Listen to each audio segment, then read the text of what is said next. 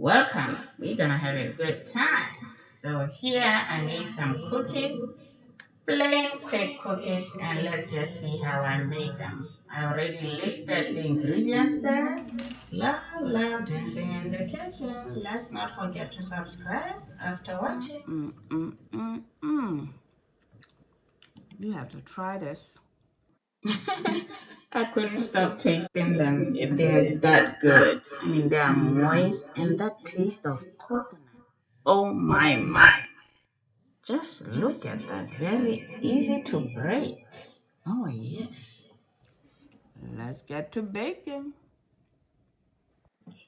Here I'm using pecan flour instead of regular flour, coconut unsweetened, sliced almonds, brown sugar, sour cream, 2 eggs.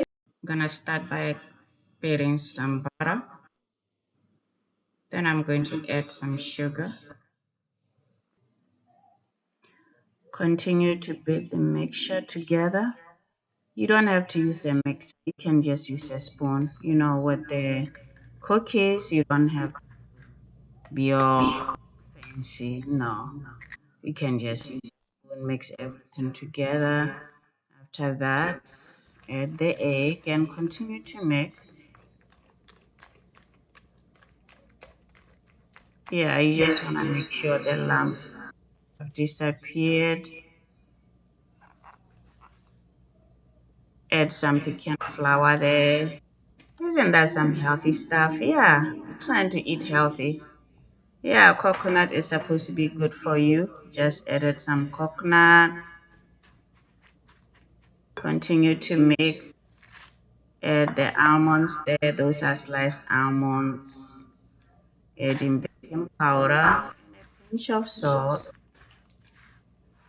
Gonna continue. Wow, look at that. Yeah. I'm adding some sour cream last. So instead of using a bit of milk, here I'm just using sour cream. I like sour cream. And I always believe it really makes the mixture really fluffy. Yeah,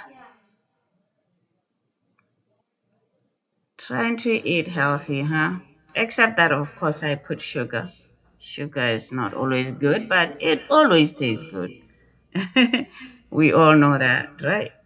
Yep. So now I'm done. I'm going to get a tray. Put parchment paper and spray a little bit with olive oil. Yeah, I gotta be creative as always. Gino's creative cooking.